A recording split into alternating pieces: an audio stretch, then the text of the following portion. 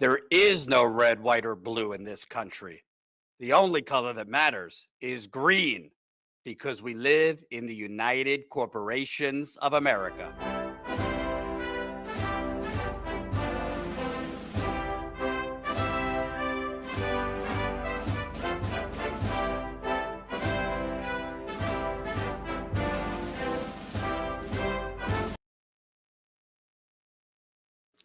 Oh, there it is. What's up, everybody? Ron Placone here reporting for Status Coup.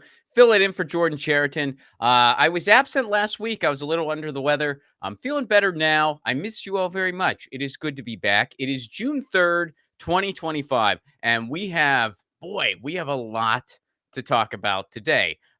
First of all, we have some foreign policy updates on Russia, Ukraine, and Israel, Palestine.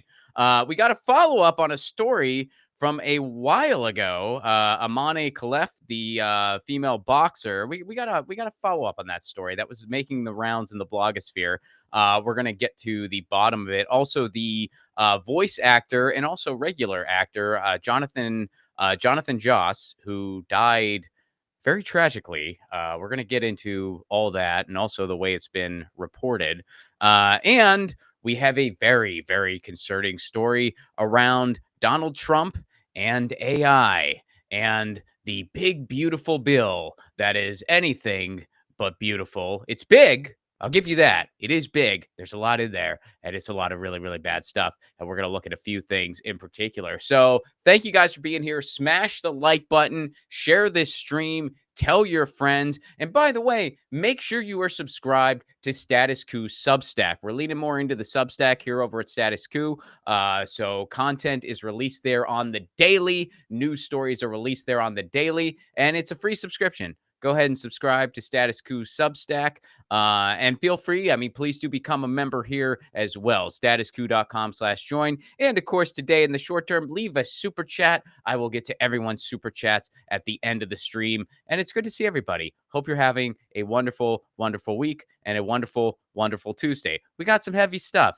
Let's get right to it. So let's start with the Democracy Now! Piece on Russia-Ukraine column. We're going to start there, and then we'll go to Israel, Palestine, but let's go ahead and start. So this is from yesterday, and then we're going to kind of jump to where it's at. Russia and Ukraine hold talks in Istanbul as Ukraine war intensifies. So Russian and Ukrainian peace talks are taking place in Istanbul a day after Ukraine launched 117 drones in an unprecedented attack hitting Russian military bases as far away as Serbia. The attack reportedly damaged or destroyed about 40 Russian warplanes, about a third of Russia's strategic missile bombers that are capable of carrying cruise and nuclear missiles. The strike reportedly resulted in an estimated $7 billion in damage. Some commentators in Moscow have described the attack as Russia's Pearl Harbor. The Ukrainian drones had been reportedly smuggled into Russia, hidden inside containers on long-haul trucks. The attack came a day after Russia launched its largest aerial attack on Ukraine since the start of the war. On Sunday, Russia also struck a Ukrainian military training base, killing at least 12 soldiers and injuring 60 others. So it's a mess, but there's peace talks. That's good, right? Well, let's jump to today and what kind of resulted in those peace talks. This is from Reuters. Let's go to the Reuters piece now. This is from earlier today. And I'll be honest with y'all, it's not super encouraging.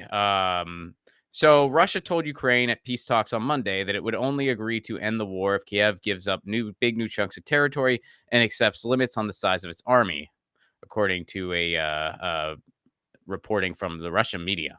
The terms formally presented at negotiations in Istanbul highlighted Moscow's refusal to compromise in its longstanding war goals, despite calls by U.S. President Donald Trump to end the bloodbath in Ukraine. Ukraine has repeatedly rejected the Russian conditions as tantamount to surrender. Delegations from the warring sides meant for barely an hour. That's the part that, boy, that is discouraging. They spoke for barely an hour. This conflict has been going on for so long now. So many lives have been lost.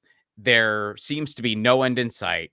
Finally, you meet for some peace talks, and less than an hour. For only the second such round of negotiations since March of 2022. So only second time since 2022, and less than an hour. So what all did they agree on? Well, they agreed to exchange more prisoners of war, focusing on the youngest and most severely wounded, and return the bodies of 12,000 dead soldiers. So, yeah, there was no breakthrough on a proposed ceasefire. Moscow says it seeks a long-term settlement, not a pause in the war. Kiev says Putin is not interested in peace. Trump has said the United States is ready to walk away from its mediation efforts unless the two sides demonstrate progress towards a deal. Ukrainian defense minister who headed Kiev's delegation said Kiev, which has drawn up its own peace roadmap, would review the Russian document, on which he offered no immediate comment. Ukraine has proposed holding more talks before the end of June, but believes only a meeting between Zelensky and Putin can resolve the many issues of contention. I think that's fair at this point. At this point, the two of them just need to meet and end this. That's just what needs to happen. Zelensky said Ukraine presented a list of 400 children it says have been abducted to Russia, but that the Russian delegation agreed to work on returning only 10 of them. Okay, that's not great. That's 10 out of 400. Not great. Russia says the children were moved to war zones to protect them. The Russian memorandum, which was published by the Interfax news agency, said a settlement of the war would require international recognition of Crimea, a peninsula annexed by Russia in 2014, and 4 other regions of Ukraine that Moscow has claimed as its own territory. Ukraine would have to withdraw its forces from all of them. It restated Moscow's demand that Ukraine become a neutral territory, ruling out membership of NATO, and that it protects the rights of Russian speakers, make Russian an official language, and enact a legal ban on glorification of Nazism. Ukraine rejects the Nazi charge as absurd and denies discriminating against Russian speakers. Russia also formalized its terms for any ceasefire en route to a peace settlement, presenting 2 options that both appear to be non-starters for Ukraine. So what are these options? Option 1, according to the text, was for Ukraine to start a full military withdrawal. Okay. Option 2 was a package that would require Ukraine to cease military deployments and accept a halt to foreign provision of military aid, satellite communications, and intelligence. Kiev would also have to lift martial law and hold presidential and parliamentary elections within 100 days. So tensions are escalating. They had a peace talk. It lasted for less than an hour, and it doesn't sound like they're really close to anything here. And this is a mess. And that's mess is the, best word I can think of because it's just, I mean, here's the deal. The way I see it right now, there are 3 likely scenarios here, and none of them are good. None of them are good. Scenario number 1, Putin just gets whatever he wants. Putin just gets what he wants. So he did invade, and he's just going to get whatever he wants, which is not good. That's a bad option. Option 2, also a bad option. The United States just gets to make a playground out of Ukraine's land and their mineral rights. That's what Trump wants. He's made that very clear. He just wants all of Ukraine's mineral rights. That's what this is all about from the United States standpoint. So that's another option. He just gets the right to that land. The U.S. basically has that land. So then they broker a deal with Russia because they want to use Ukraine's land as their playground. Those are 2 very lousy options. So what's kind of the third likely scenario here? Well, the third likely scenario, I think, is the worst scenario of all. And that scenario is an endless war. An endless war that just keeps going because the U.S. will keep pumping money into it. These 2 sides will keep fighting. And you don't want that. That never leads to anything good. So it is a mess. It is a mess. And hopefully there will be more productive peace talks. Man, it's hard to even entertain that such a thing is a possibility, but you got to try. So I guess to try to find a silver lining, at least there was some peace talk happening. Sure, it was less than an hour. Didn't seem to lead to anything, but at least it happened, I guess. I don't know. I'm trying to put some amount of hope in this, but I'm also not trying to give you false hope, and I'm not trying to give you a Western propaganda or other propaganda version of war and peace issues. If you want that, cable news has got your back. Don't worry. You got 3 networks to choose from. They got your back. So that's an update there. Let's go over to the Democracy Now! Headline cluster on what happened in Israel Palestine. So Israeli forces again fire on crowds trying to access aid in Gaza, killing another 27 Palestinians. So in the Gaza Strip, witnesses say Israeli forces opened fire on a crowd of Palestinians this morning as they gathered at a humanitarian aid site in the northern city of Rafah, killing at least 27 people and wounding more than 90 others. Witnesses described a chaotic scene as Palestinian families moved towards a distribution site operated by the U.S.-backed Gaza Humanitarian Foundation and suddenly came under attack by Israeli soldiers. So let's scroll down a little bit. So the UN is calling for a probe into Israel's aid site, and this is the massacre that killed 31 people. The massacre follows a separate assault Sunday when witnesses saw Israeli troops killed at least 31 people, also at a U.S.-backed aid distribution center, injuring over 170 others. So people are going for aid, and they're going there for supplies and whatnot. And by the way, this was U.S.-backed, and Israeli troops killed people there. UN Secretary General Antonio Guterres condemned Sunday's massacre and called for an immediate and independent investigation. Separately, The Guardian reports recent deadly airstrikes by Israel on schools, sheltering displaced people in Gaza were part of a deliberate Israeli strategy that saw military planners loosen limits on strikes on places where large numbers of civilians were present. Israel has attacked 6 schools in recent months, killing over 120 people. Does any of that sound like self-defense to anyone here? Killing people at an aid distribution center? Bombing schools? How about bombing hospitals? So there's an update there. There is an update there. And yet you still have a corporate media that is mostly silent about the genocide that is going on. Like this stream, share, please do. Make sure you're subscribed, and please support independent on-the-ground journalism, because independent journalism is where you got to go for stories like this. It's where you got to go for stories like this. And please do leave a super chat. Smash the like button.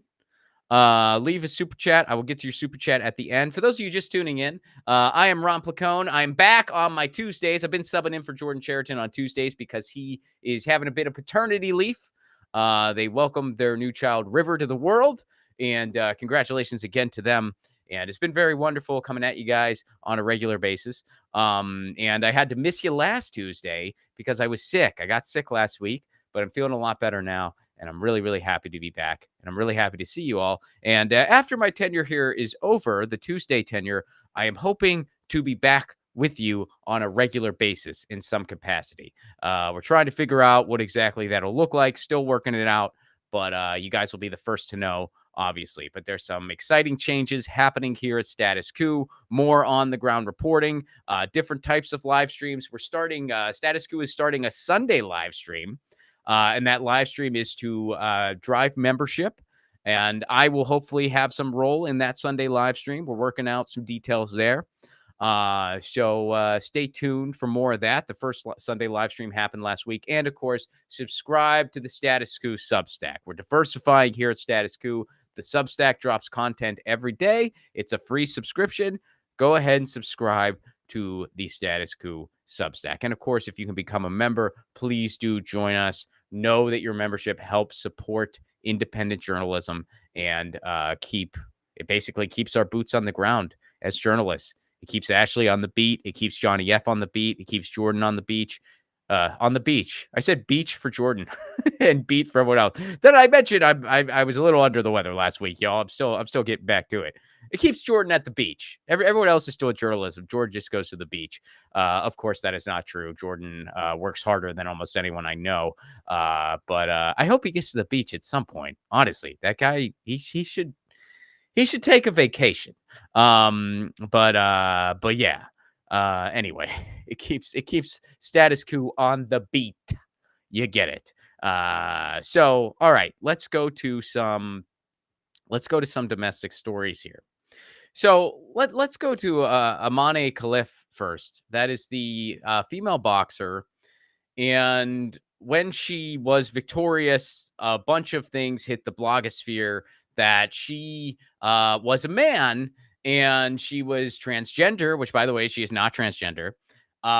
So we broke that here on Status Coup. We covered that story when it happened here on Status Coup. We said, oh, by the way, she's not transgender. She just has different, like a different type of chromosome count than is typical, and that's the situation. And yeah, so then they switched her tune. They're like, oh no, she's not transgender, but she's a man. She's just straight up a man. And then you go, well, no, she isn't. She was born with female anatomy. And then the same people who will go, there's only two genders and it's not complicated, will tell you that apparently it was more complicated than that. And why am I bringing this up? That story was a long time ago. Maybe you remember it when we first covered it. Well, I'm bringing it up because there was an update on this, and a couple people in on Twitter and whatnot were declaring some kind of victory here. Well, let's look into it. Let's start with the J.K. Rowling tweet. J.K. Rowling is the author of Harry Potter, who has more money than you could ever ask for. And yet she spends most of her days complaining about transgender people. That is the hill she has decided to die on, which is very sad, to put it gently. But here's her latest. I never said and never believed that Khelif was trans. I knew these are J.K. Rowling's words, he was a man. The gender activists, whatever the hell that means, gender activists, the gender activists who created a political climate in which sex testing was seen as bigoted, are as culpable as the IOC for the travesty that ensued. And by the way, she has a disclaimer here of her knowing that Khelif was a man via a highly credible source who saw his test results. J.K. Rowling had a highly credible source, and that credible source saw these test results that everyone's been talking about. Okay, so what are these test results they're referring to? Let's go to the New York Post piece first. We'll start with New York Post, then we'll go to the Telegraph piece. So here's what New York Post says. Olympic boxer Imani Khelif's leaked lab results offer new evidence about her biological sex. What a vague headline. Isn't that interesting? We're going to find out why it's so vague. Here we go. Newly leaked test results prove that Olympic boxer Imani Khelif does have male chromosomes. Whoa, that sounds... Well, let's keep reading. Hold your horses. Let's keep... After the International Olympic Committee dismissed the claims as not legitimate and let her compete in the 2024 Paris Games. Khelif, a 26-year-old who has long maintained she is female, was found to have XY male chromosomes in a 2023 test carried out by an accredited Indian doctor. Newly obtained test results leaked by 3 Wire Sports show. All right, let's go over to the next piece now, the Telegraph piece. So they are a little more bold with their titles here, their headlines. All right, here we go. Leaked medical report proves Imani Khelif is biological male. That's what they say. Sex test results which debunk IOC's stance. Imani Khelif's sex test results from the 2023 World Championships have been published for the first time, with the medical report appearing to indicate that the boxer is biologically male. Just 36 hours after World Boxing ruled that Khelif, the hugely controversial Olympic champion in women's boxing last summer's Paris Games, would need to undergo a sex screening to be eligible for any future appearances in the female category. The document at the heart of this extraordinary saga was released into the public domain, and they're saying there were XY chromosomes found. All right, so let's go through this a little bit here. So when you are in biology class in middle school, you are taught the basics of chromosome composition. And what are those basics? Well, those basics are female, XX, male, XY. Those are the basics that you're taught. And that's, generally true a lot of the time. And you're taught those basics because you're just being introduced to this field of study and field of evidence. So you're taught the basics, and those are the basics. Are those basics all there is, though? No. No. Nowhere close. Let's go to the Focus Foundation piece just to show people a little bit of what we mean. And by the way, I'm not going to try to explain all the details of all this because I'm honestly not qualified. But basically, what you need to know, it's not simple. There are chromosomal variations. Okay, now here's just some of the variations: XXXY, XYY, XXX, which usually just is reference to pornography or something like that. But it's also a chromosome variation that you can have. XXXX, X, XXXY, XXYY. So these are all things that are possible. And it's more or less testosterone. So all of those are also possible variations because this is not an exact thing. The human bodies are complicated things. So let's go to the sporting news piece that, by the way, goes back to 2024. The Amani Khelif condition explained. The controversy surrounding Algeria's Amani Khelif has not died down. While the female welterweight boxer is set to compete for a gold medal on Friday, it once again offers the chance for misinformation surrounding the debacle to come to light. So here's how they explained it. In most cases, if an individual is revealed to have XY chromosomes, they would fall under the male gender. However, there are exceptions, as there are certain conditions that can allow a woman to present XY chromosomes. So DSD stands for differences in sexual development. They are a group of conditions involving genes, hormones, and reproductive organs. Some people with DSDs that are raised as female may have sex chromosomes other than XX, or potentially also elevated testosterone levels. Now, here's another specific syndrome. Now, it has not been confirmed whether or not Amani Khelif has this, but there's a specific syndrome. It's a rare genetic condition in which an individual has one XY chromosome and one X chromosome and one Y chromosome in each cell, but they have female reproductive structures. So, in other words, this whole thing was a nothing burger. This was nothing that we didn't already know about Amani Khelif. And now you have the transphobic community declaring some kind of victory based on nothing but misinformation. And you have a press willing to kind of peddle that. It proves she's biologically male. No, it doesn't. Not at all. This is nothing new. And what happens is they have tests that are usually determined by a swab. And if testosterone levels are too high, they're not able to compete as women. And somebody with the type of condition that Amani Khelif has may not meet those thresholds at times. And the reason I bring this up is A, to do a follow-up on a story that we covered here, because it's one of those things, we covered it a certain way. So if more information comes to light, we either have to retract or debunk. In this case, we're debunking because this is just more nonsense. And J.K. Rowling claiming some kind of victory here. J.K. Rowling is once again proving that where she is best is fiction. Because I don't know her imaginary friend who had these test results, but that imaginary friend, maybe they do exist. Perhaps that person should expand beyond 7th grade biology if they want to speak on these things. And look, I'm not a scientist. I don't freaking pretend to be. But here's the deal.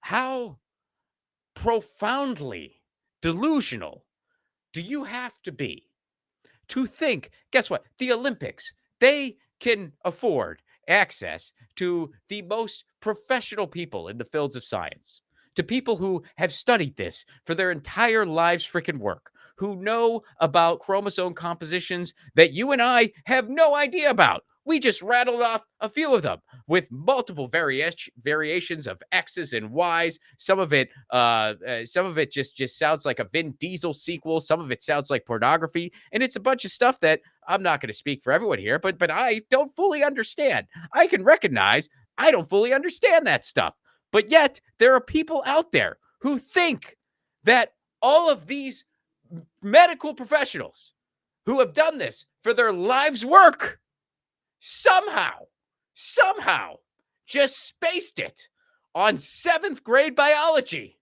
And somehow your 7th grade biology knowledge of, hey, yeah, XY, that's a guy, XX equals woman. They were like, oh, whoa, mind blown. We totally spaced that. We should hire you.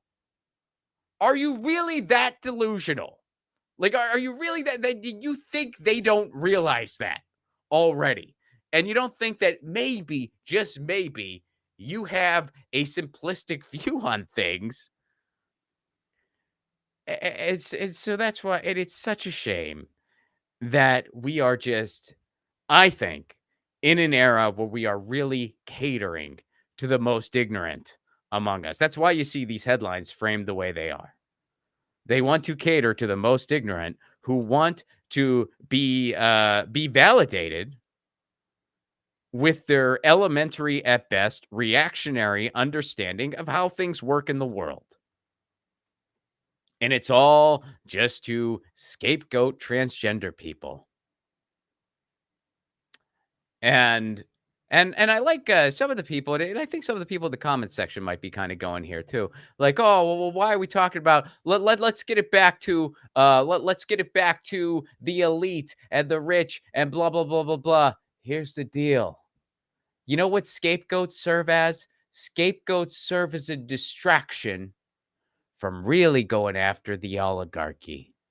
They don't want you to look at the Elon Musk of the world. They don't want you to look at the Jeff Bezos of the world. They want you to get upset about the transgender person.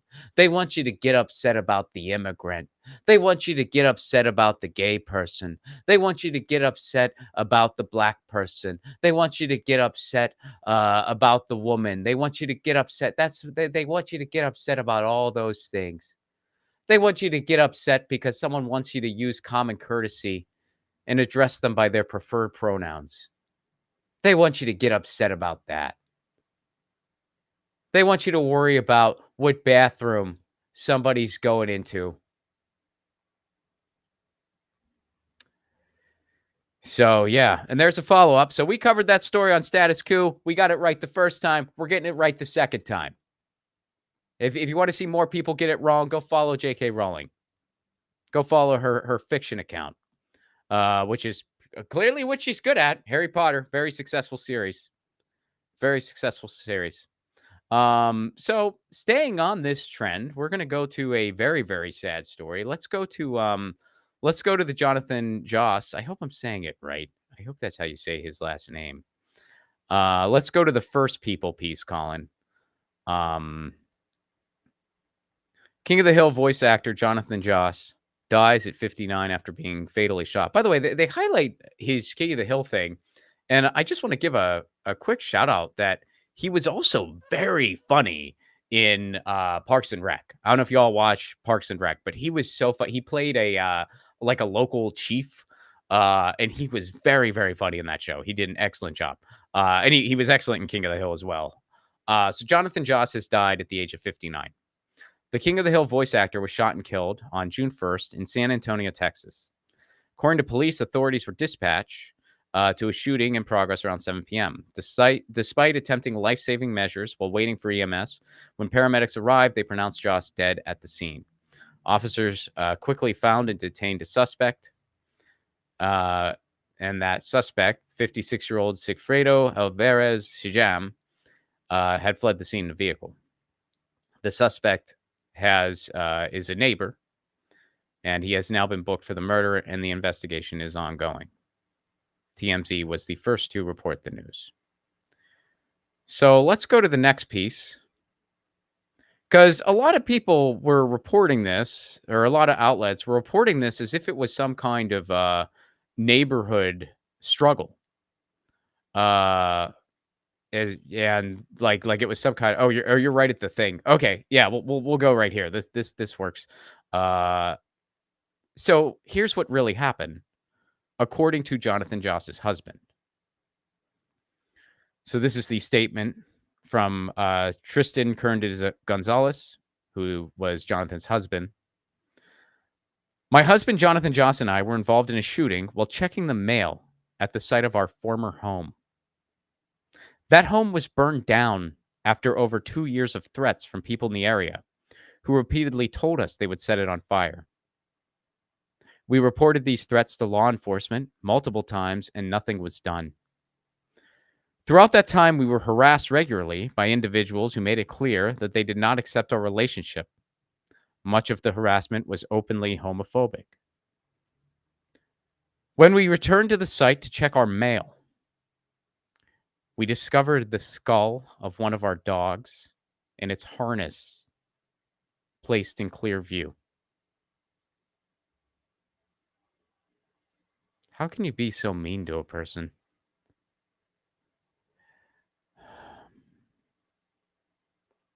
This caused both of us severe emotional distress. We began yelling and crying in response to the pain of what we saw. While we were doing this, a man approached us. He started yelling violent homophobic slurs at us. He then raised a gun from his lap and fired.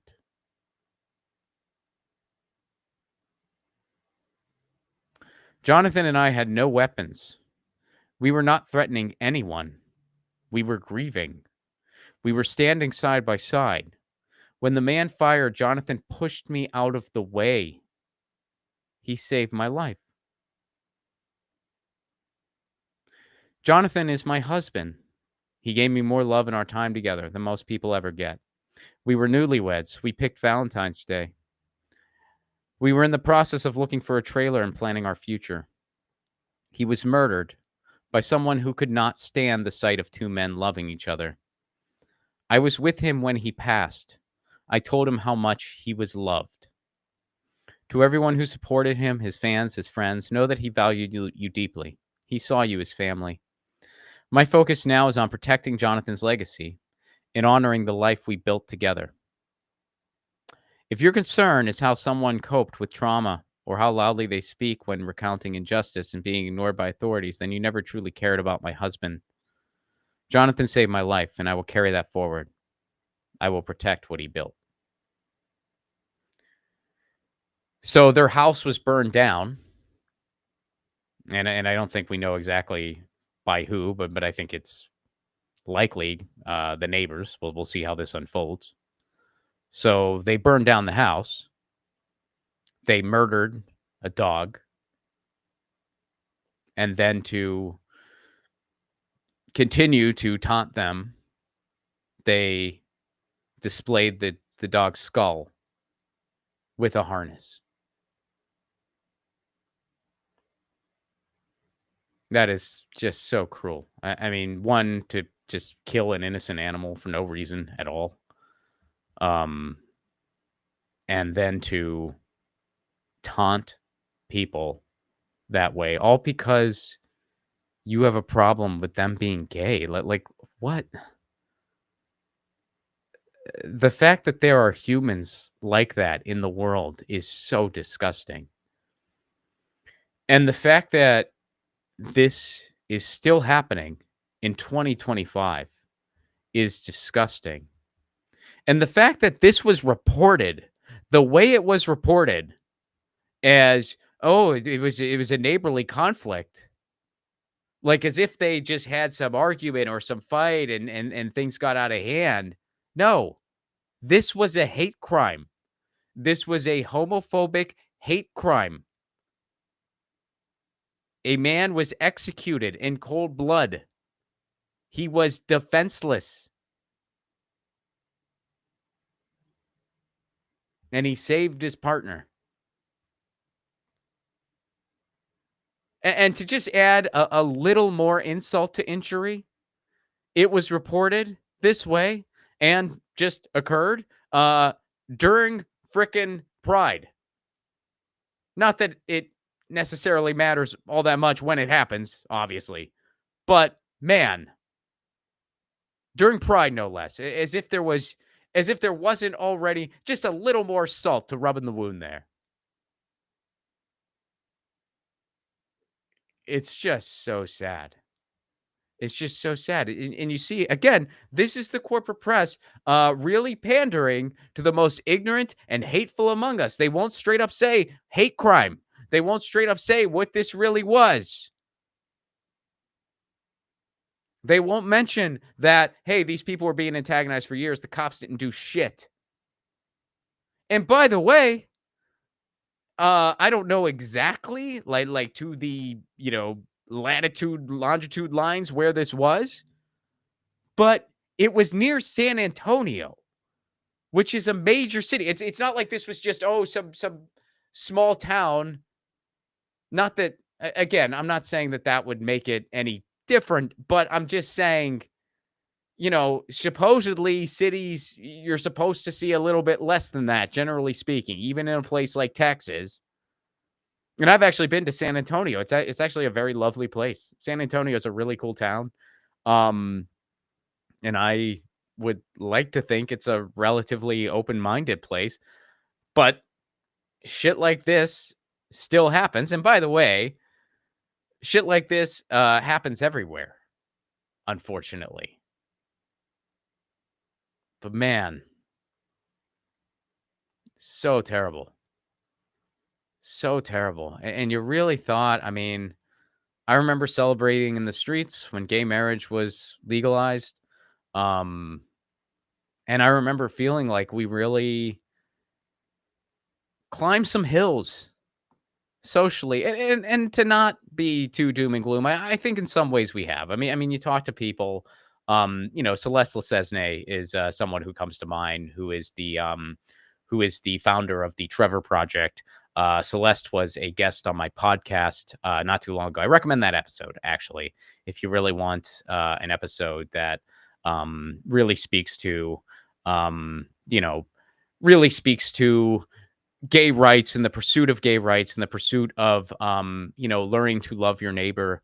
I even share some stories in my personal life that have helped me in my growth.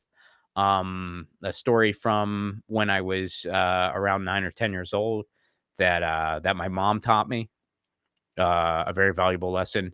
I actually tear up in the podcast. And I'm getting close to that now. Sometimes when I think about it, it does make me a little emotional. But I recommend that podcast. It's 1000 with Ron Placone, and it is the second episode of that podcast, Celeste Lesesne. If you want to. But Celeste and I have a conversation about, just how things have evolved. And Celeste does say that things have gotten better in many ways. But we clearly just have so far to go. And it's just so freaking sad. It's just so sad. But, I am thankful that we have places like this online and elsewhere where we can kind of gather with like-minded people and empathetic people and people who care and people who want to do better as a society, to just get a much needed reminder that we are out there, and we can't give up. So, yeah, that's a heavy one, y'all. That's a heavy one. And that's so freaking sad. So freaking sad. But we can't give up. We really can't. We gotta keep going, and we gotta keep fighting for a better tomorrow. And please do, for those of you just tuning in, I'm Ron Placone. I'm filling in for Jordan Cheriton. Happy to be back. I was absent last Tuesday because I was sick, but I'm feeling a lot better. Still getting out of the woods. I'm still like if I seem like I'm a little off my game, I am still kind of getting out of the woods. But I'm feeling a lot better, and I'm really happy to be coming at you. Yeah. So let's go to our big story of the day that concerns the big beautiful bill. Please do like this stream. Please do share this stream. And by the way, I'll mention it again. We are diversifying here at Status Coup. It's a very, very exciting time. We got a new live stream happening on Sundays. I'm hoping to be part of that. After my tenure is over here on Tuesdays, I hope to still be coming at you on a regular basis. I don't know exactly what that'll look like, but Jordan and I have been talking some behind the scenes. Hopefully, I'm going to figure something out because I love coming at you guys. I want it to be regular. I know that it's been regular off and on a lot over the years, and then, it's just mostly just scheduling and availability and different things that we all need to focus on and blah, blah, blah, blah, blah. But I would really love to be at you guys on a regular basis. So we're working on figuring out a way to make that happen. And I sincerely hope it does. But in the meantime, and also in conjunction, got a Sunday stream now. The first one was last Sunday. That is a stream for membership.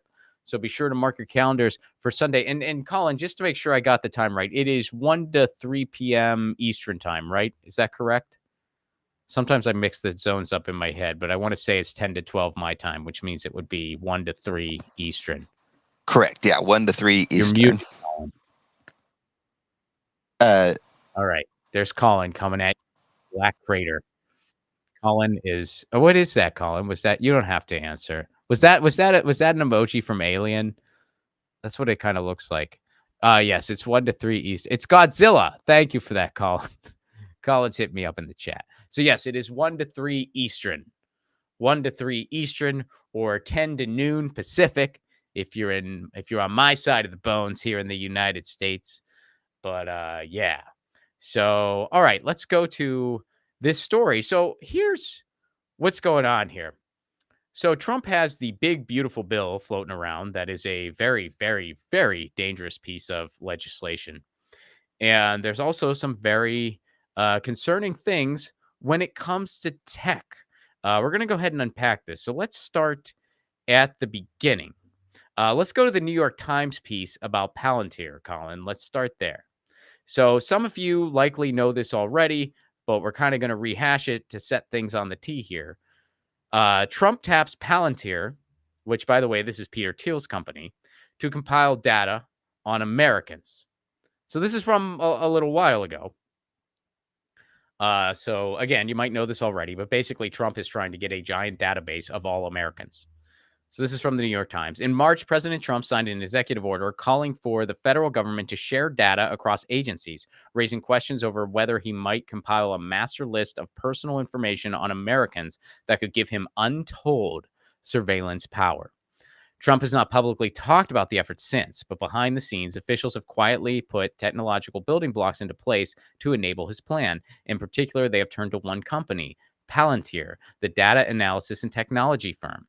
The Trump administration has expanded Palantir's work across the federal government in recent months. The company has received more than $113 million in federal government spending since Trump took office, according to public records, including additional funds from existing contracts as well as new contracts with the Department of Homeland Security in the Pentagon. And by the way, this does not include a $795 million contract that the Department of Defense awarded the company last week, which has not been spent. So basically, this is just more money laundering for Trump and a bunch of his friends. Well, what exactly is Palantir?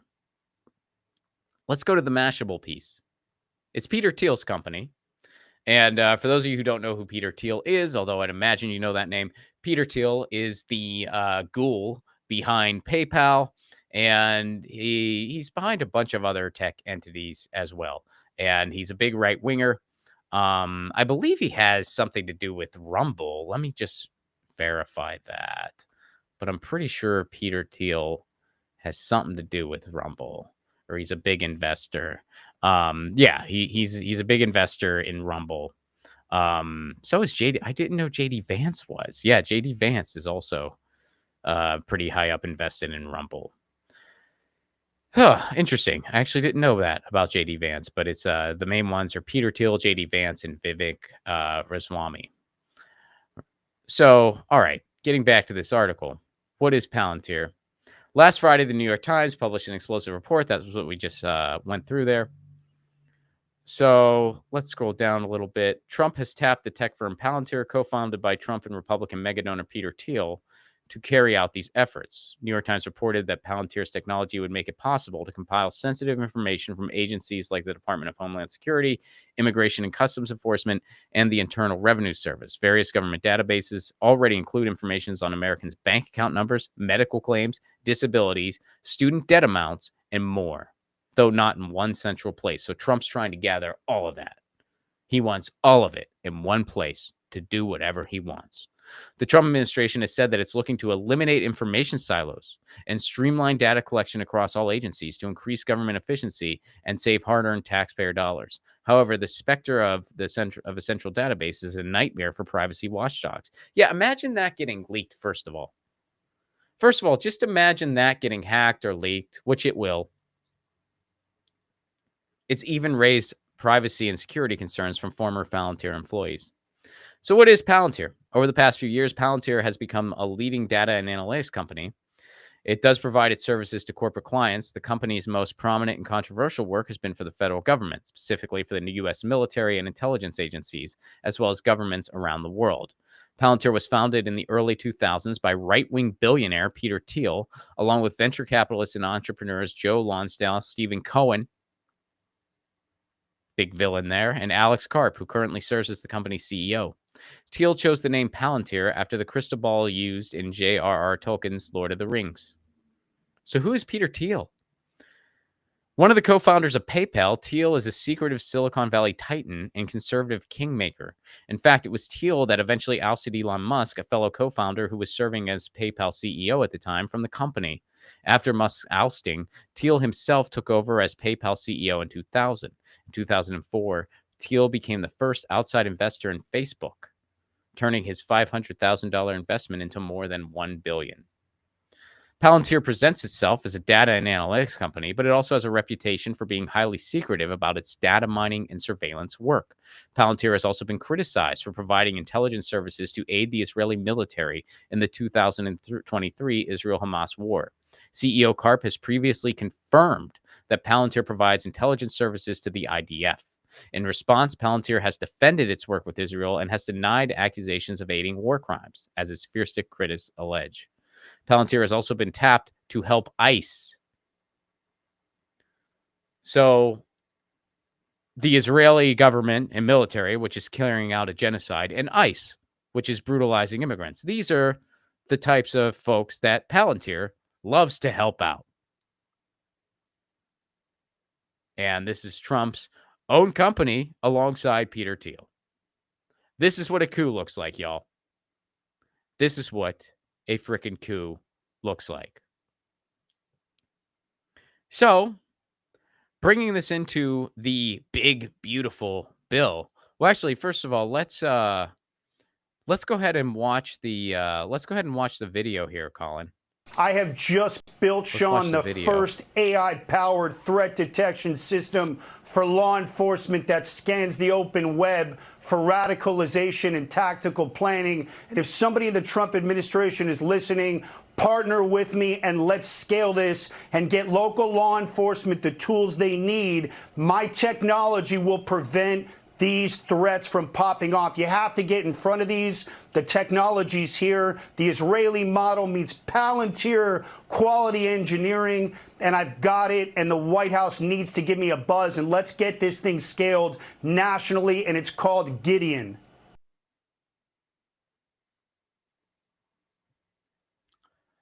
Well, that sounds dystopian, tech dystopian, and disturbing on many, many levels.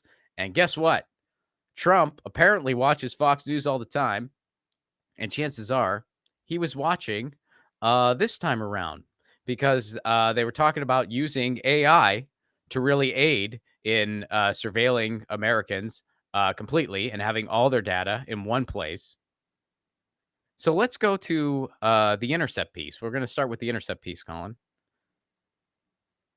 Trump's big, beautiful handout to the AI industry. The budget bill advanced by House Republicans bans states from regulating AI while pumping billions into autonomous weapons. So not long ago, artificial intelligence executives were asking Congress for more regulation. The House of Representatives budget bill passed last week demonstrates how quickly the industry has changed course. Inside the House bill is a moratorium on the sort of state-level AI regulations that have addressed political deepfakes and using AI to deny medical claims. At the same time, the House bill cuts Medicare. It would funnel more money to tech companies to develop kamikaze drones. So if states would want to enact some protections against AI, which a lot of times, so when you see tech policies happen at the state level, it helps out everybody. And the reason it helps out everybody is because those tech entities can't violate those laws in those states. I'll give you, for instance, when net neutrality was gutted all around the country, different states passed net neutrality laws, one of them being my state here in California. And so internet service providers cannot violate net neutrality principles if they want to operate in California. So that helps out everybody because it makes it that much harder for them to unroll any anti-net neutrality packages at all because they have such a huge customer base that they can't do that to. So if states could fight back against some type of AI initiative from the Trump administration, that'd be good. So they're trying to make sure you can't do that. Let's go back to the Intercept piece. So, for proponents of AI regulation, the House bill is a culmination of a shift in the industry's mindset. Rather than paying lip service to popular concerns about AI, the industry has decided to partner with the Trump administration on its goal of global AI dominance. The message is clear. The House Republican proposal is stealing from poor people to give huge handouts to big tech to build technology that is going to perpetuate the president's authoritarian plans and crackdowns against vulnerable people. That quote is from Kevin D. Laban, the founder of Tectonic Justice, a nonprofit aimed at preventing tech from harming low-income people. So let's go to the PC Mag piece. This is another kind of view of the big, beautiful disaster. And also, Elon Musk is not a fan of this, and we're gonna find out why. Spoiler alert, it's not for any good reason. It's because it helps out people that Elon Musk doesn't like. But Musk calls Trump's AI-heavy Big Beautiful Bill a disgusting abomination. The bill proposes a 10-year moratorium on state-level AI regulations, which could help Musk's XAI, but the ex-Doge head breaks with Trump by calling the spending bill outrageous. So President Trump's controversial Big Beautiful Bill proposes a widespread AI-ification, say that 5 times fast, AI-ification of the federal government with billions in fresh funding for it. But one of his biggest supporters, Elon Musk, told the social network today that it was pork-filled, and the Republicans who voted for it, he condemned that. So the One Beautiful Bill Act contains about a dozen AI initiatives, some of which have specific budgets. All right, so let's go to these. Let's go to the image here. AI spending in the Big Beautiful Bill. Customs and Border Protection AI to combat entry of illicit narcotics. They gave over $1 billion for that. We still don't have health care. Modernize federal IT systems with AI. Implement AI in naval shipbuilding. Enhance AI capabilities of Test Resource Management Center. So this is basically to oppress people. All of this is just to oppress people and for more, quote-unquote, security against American citizens. Develop AI to enable one-way attack drones and naval systems. Okay, they're mixing it up a little bit. This is not domestic. This is more foreign policy, more war. General advancement of the AI ecosystem, whatever the hell that means. That's basically just $250 million for the damn hell of it. Expansion of Cyber Command AI. Development of robotic autonomous systems, proving ground. And audit financial statements of the DoD. And the tab here is over $3 billion. So Elon Musk has a problem with this bill. And I think the reason he has a problem with it is because it really helps out Peter Thiel, and Peter Thiel ousted Elon Musk. This isn't about Elon Musk having any type of moral reckoning. This is about billionaires being competitive with each other and billionaires having the United States as their playground and getting whatever they want policy-wise. But we'll go ahead and look into this. Elon Musk, who appears to be on an image rehab tour after running roughshod over the federal government for months, does not support the bill. Prior to formally stepping down from Doge, he told CBS News that he's disappointed because it increases the federal deficit substantially through tax cuts and other measures and undermines the work of Doge. I think a bill can be big or it can be beautiful. I don't know if it can be both. This week, with Doge in the rear view, Musk ramped up his attacks on the bill. I'm sorry, but I just can't stand it anymore. This massive, outrageous, pork-filled congressional spending bill is a disgusting abomination. Shame on you who voted for it. You did wrong and you know it. Musk continued to follow up. He warned the bill will massively increase the gigantic budget. The Congressional Budget Office estimates the bill would increase the federal deficit by $3.8 trillion. Why? Because of tax cuts. No basic social services for everyone, but tax cuts for the very rich. And billions of dollars just funneled to his cronies. But Musk isn't as big of a crony recipient, so he doesn't like it. Wow. So that's what's happening here. And there, of course, is the 10-year ban on any type of AI regulation. Jumping out ahead. So let's go there. If you ask yourself why Silicon Valley CEOs would hand over millions for President Trump's inauguration and sit behind him, look no further than a provision in this bill that proposes a 10-year moratorium on state-level AI regulation. As it's written, the bill says that no state or political subdivision may enforce any law regulating AI models, AI systems, or automated decision systems during the 10-year period beginning on the date of the enactment of this act. And by the way, by 10 years, it'll be too late. By 10 years, the toothpaste will be out of the tube. The goal is to remove legal impediments and facilitate the deployment of AI. It aims to streamline licensing, permitting, routing, zoning, procurement, and reporting procedures, and make sure regulation does not require AI models to have specific design, performance, or data requirements.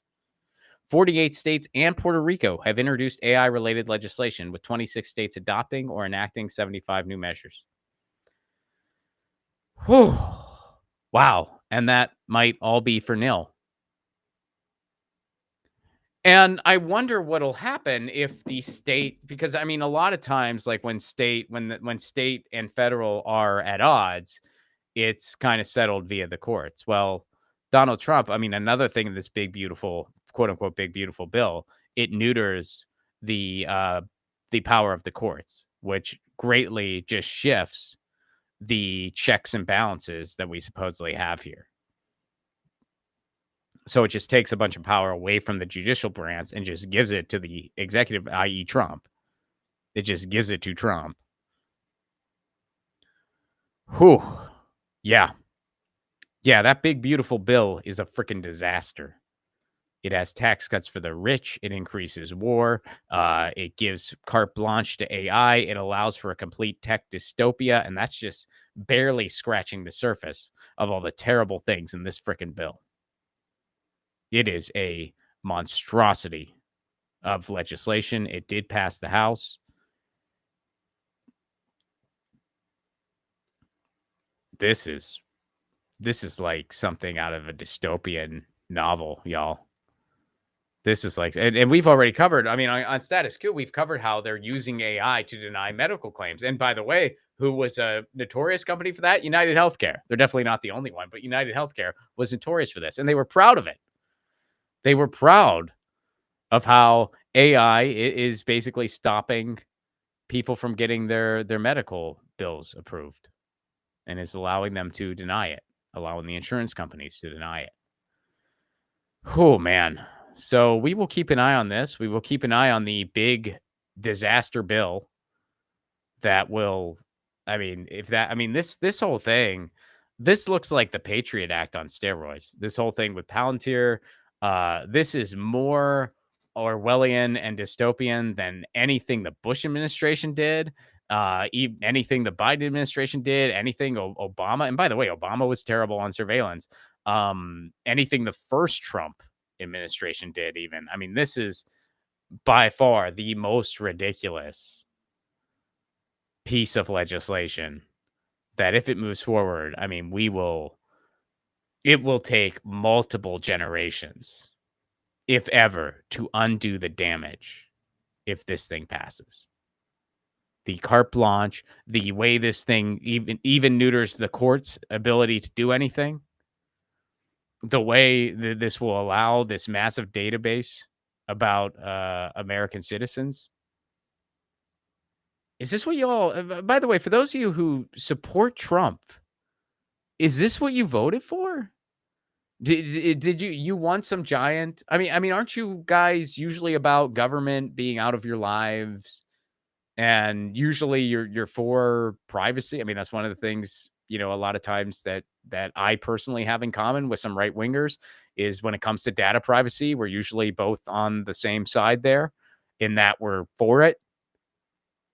Is this what you voted for? Do you think that upholds those principles? And by the way, let's go to the Newsweek piece because some of MAGA is starting to turn on Trump.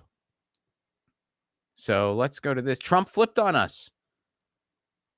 MAGA reacts to potential national citizen database. Supporters of President Donald Trump expressed anger and disbelief online following reports that his administration had advanced plans to create a national citizen database with technology firm Palantir. The White House, and we don't need to rehash all this, but the White House has contracted Palantir, the analytics company founded by Trump. Co-founded by Trump supporter Peter Thiel, to assist in compiling a database of personal information on American citizens, according to an unnamed government official and Palantir employees who spoke with the New York Times. The purported deal follows project talks Palantir had with the Social Security Administration. The reaction from Trump supporters reflected growing unease with conservative circles, indicating a rear rupture between the president and key segments of his constituency. Yeah, I mean, this is something that anybody should be against, period, just as a human being. But this is something that especially people on the right should be 110% against. Y'all are for small government. Y'all are for government staying out of people's lives. This thumbs its nose at all of that. This thumbs its nose at the Constitution. I mean, you should be 110% against this. And for those of you who are still defending Trump over this, I hate to break it to you, you're in a freaking cult. You are in a cult. Because I don't know, how can you defend this? How can you sugarcoat this? That this guy is trying to get this massive database on all Americans for the purposes of surveillance. And it just goes to show, when they were deporting people illegally, when they were grabbing people off of planes and claiming it was okay because of some warrant that no one even knows if it existed or not. When they were sending people to El Salvador for no reason. When they were kicking down the doors of college protesters. And a lot of people were not having a problem with this. Who cares? That's not me. Who cares? You like the authoritarianism. You like that because you don't like, you don't like the immigrant. You don't like the college student protesting for peace. You don't like any of those things. Well, now here's your guy. Here's your guy. So if you were just sitting around twiddling your thumbs, laughing at Trump when he was doing all these things, or laughing at the people Trump was doing this to, rather, well, now he came for you. It's an age-old poem. First they came for the communists, I did not speak out. Then they came for the socialists, I did not speak out. Then they came for the trade unionists, I did not speak out. Well, first they came for the transgender people. Then they came for the immigrants. Then they came for the college protesters. Then they came for the gay couple. Now they're coming for all of us. Happened pretty quick, didn't it? Happened really freaking quick. So I encourage people to wake up to what this really is, to what's really going on here, and the fascist coup that this is. And by the way, we can't vote our way out of a fascist coup. It's going to take a lot more than just voting. It's going to take getting out in the streets. It's going to take protests, and it's going to take a massive general strike. We need to literally shut things down. We need to just shut down the war economy. That is the only way systemic change will happen. unfortunately, that is not an easy lift, especially when you live in a country where so many people are about one paycheck away from going under and losing their homes. When 60% of the country can't afford a reasonable standard of living, and when healthcare is tied to people's jobs. When you add all that up, that makes a general strike very, very, very difficult to do. And that's by design. That is by design. So that was the last and final story for today. Boy, is that a doozy. Wow. So hopefully, I mean, oh, man. I wonder what let me check the status on just the big, beautiful bill as it stands right now. So right now, it's, let's see what the timeline is. So it's moving ahead in the Senate. So they have a self-imposed deadline to get this legislation to his desk ahead of the July 4th holiday. Whew. Wouldn't that be? I mean, talk about just rubbing salt in the wound a little bit more. Wouldn't it be remarkable if we get the big, beautiful bill passed right before the 4th of July, right before the holiday where Americans celebrate their quote-unquote freedom, and a bill was passed to basically strip the freedoms away from Americans, because that's what this bill will do. And by the way, I mean, the summary I gave you, I mean, just one of those things should be enough to be like, whoa, holy shit. But that is just a small list of what is in that bill. It is over 1,100 pages long, and it is brutal. It is brutal. And the only thing we went over today was just one of the many things it does, which is establishes a complete tech dystopia where AI is going to be able to harass and brutalize you indefinitely and have all of your data in one frickin' place. That's just one of the many things in the 1,100 pages of that frickin' bill. That's just what we had time to go over today, because that was what was in the news today. Man. Oh, wow. Guys, for anyone just tuning in, we're pretty much at the end of our stories today. I will get to the chat. I've been Ron Placone, subbing in for Jordan Cheriton. Jordan is on paternity leave. Please do make sure you're subscribed to Status Coup's Substack. Status Coup is dropping content every day on the Substack, and you can subscribe for free. It's a free Substack. And it's a really good thing. We're diversifying over Status Coup. It's an exciting time. And we got a new Sunday stream. The Sunday stream happens from 1 p.m. to 3 p.m. Eastern Standard Time. That stream is to generate more membership, because, look, we can't do what we do without your membership. Your membership is what keeps us going. And journalism takes a lot of resources. You have to pay for hotels and travel and food. It takes resources to break stories. It's not something that can be done. You have to go to places. You can't really do it remotely. You have to be there, and you have to talk to people. And that's what Status Coup does. And that's what most outlets don't do, because it takes resources. So Status Coup does things a little differently here, but we can't do that without your support. So please, if you are able, statuscoup.com/join. And by the way, you're not just helping keep independent journalism alive in the United States. You also get some cool stuff. Status Coup does members calls. We do different virtual events. It's a really, really fun time. Those member calls are a lot of fun. I'm on them occasionally. Tina's on them. Jordan's on them, et cetera, et cetera. Colin's on the 1s and 2s and 3s and 4s. He's on a lot of numbers, that guy. A lot of numbers. So, and also I will make this announcement.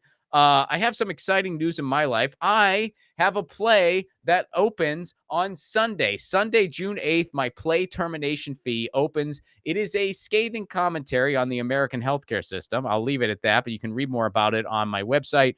Just go to ronplacone.com and check out the shows, and it's right there. But my play termination fee, which features myself, Sarah K. Godot, and Andrew Saxena, and is being produced in collaboration with Fringe Management LLC and Placone Productions. It will be part of the Hollywood Fringe Festival. We open on Sunday, June 8th, and we have performances all throughout the month of June, June 8th, June 16th, June 21st, June 24th, and June 29th. Those are all the dates. Times are listed. So check it out. The times vary. Some of them are matinee shows. Some of them are nighttime shows. Some of them are late night shows, et cetera, et cetera. But go to romplacone.com.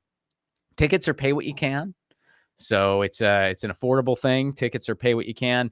And if times are really tough, but you still want to come to the show, just email me and I'll give you our comp code. Don't worry about it. It's no big deal. But for those that can, pay a cover to help cover the costs of the theater and what have you, it is pay what you can.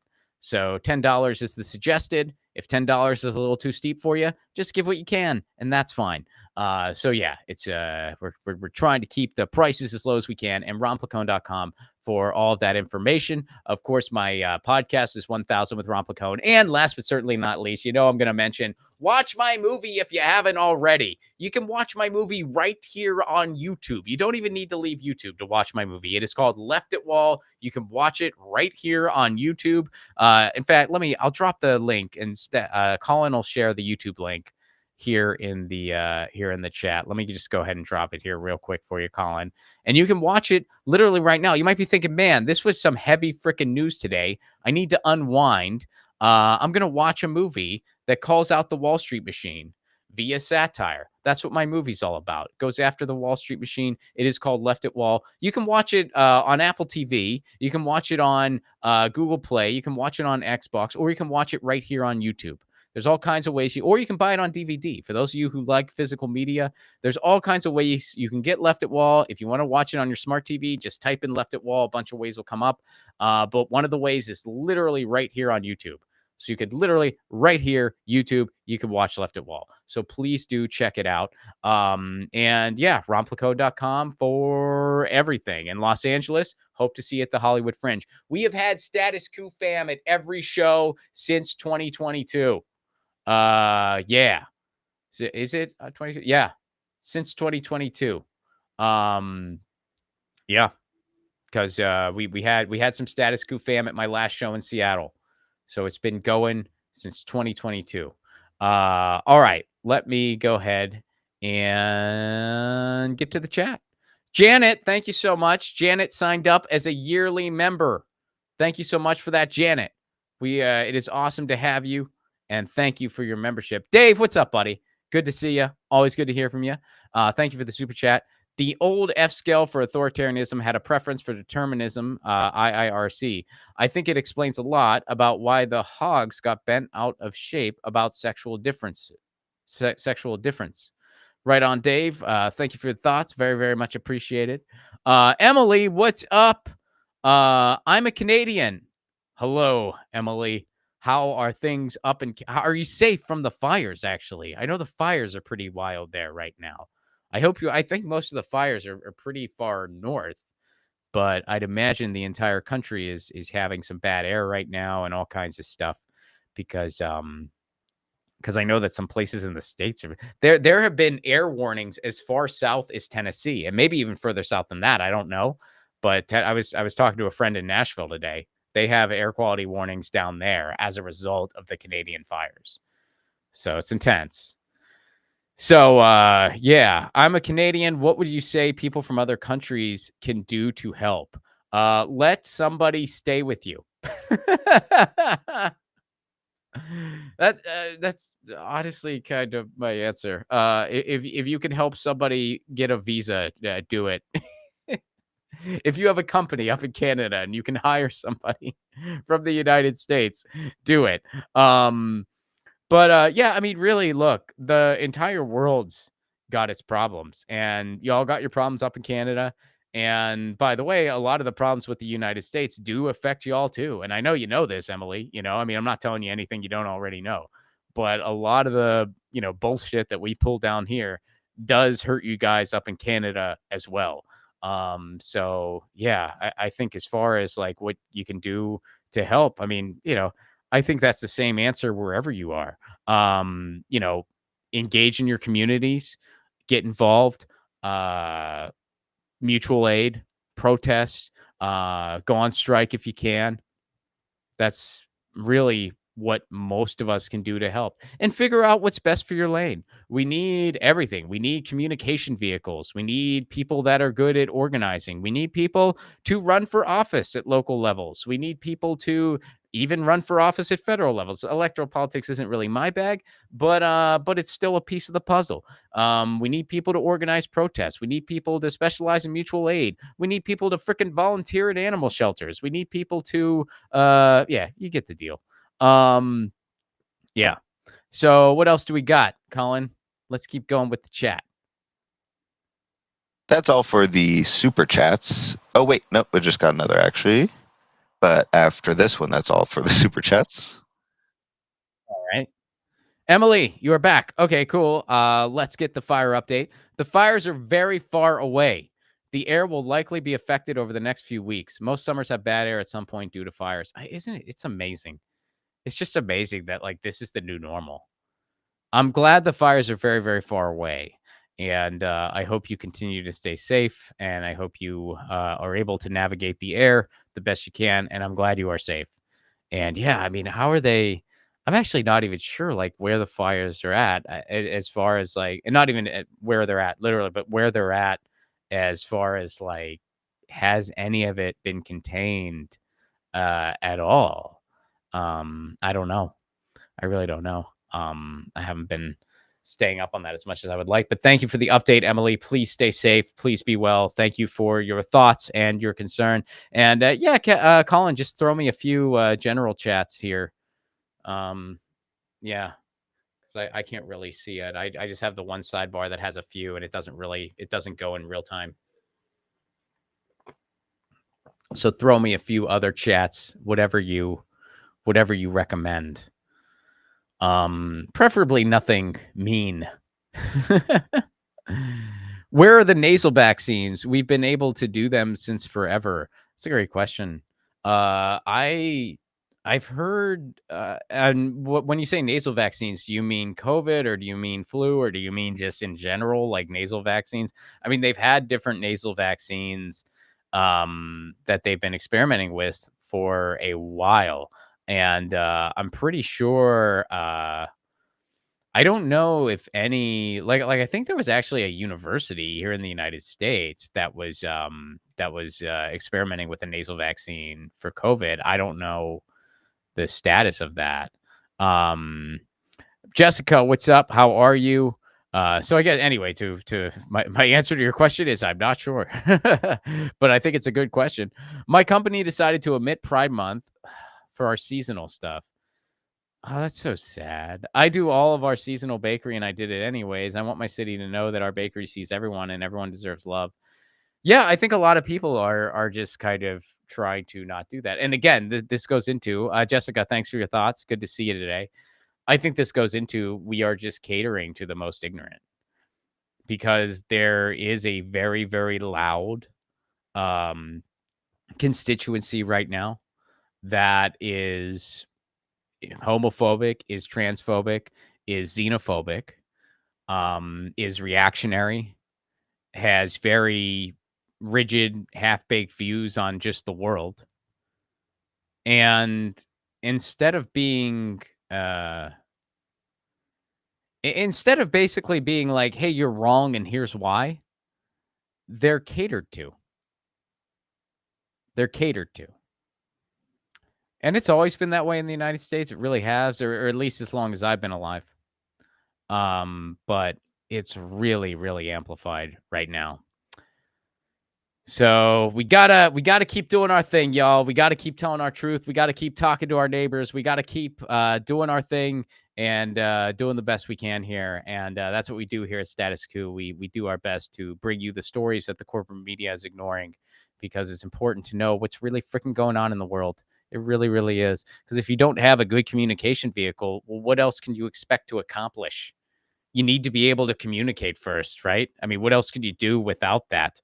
All right, guys, thank you so much for being here. Again, ronplacone.com for tickets to my play at the Hollywood Fringe Festival, and also anywhere. If you're looking to watch my movie Left at Wall, all the places you can find it are on my website, and you can also just click the YouTube link and rent it right here on YouTube, should you want to. And yeah, thank you guys so much for being here. Don't forget to subscribe to Status Coup Substack. Become a member if you can here at Status Coup. And again, welcome to new member Janet. Thank you so much for signing up as a yearly member, Janet, and I look forward to seeing you on the calls in the future. And this is Ron Placone on behalf of Status Coup, signing out.